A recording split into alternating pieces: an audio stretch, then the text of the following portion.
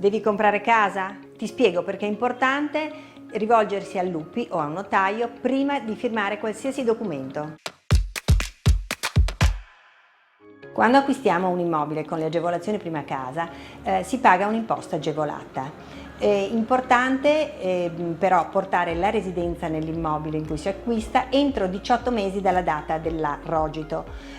Oppure si può portare la residenza, si possono avere le agevolazioni prima casa anche se ho la sede della società nella città in cui acquisto la casa. Le agevolazioni prima casa sappiamo che per averle io devo mantenere l'immobile per almeno 5 anni e non posso rivenderlo prima di questa data, a meno che lo venda e ne ricompri un altro entro un anno. Se compro con le agevolazioni prima casa pago un'imposta agevolata del 2% anziché il 9% sul un valore che è parametrato in base alla rendita catastale moltiplicata per un certo coefficiente se acquisto da un privato.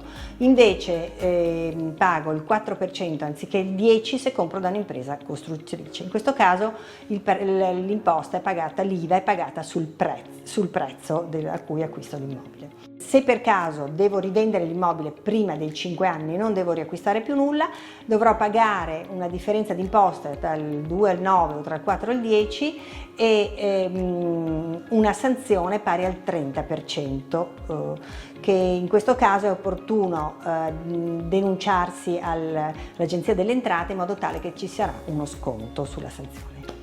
Per maggiori informazioni seguiteci sui social o sul sito www.upipadova.it.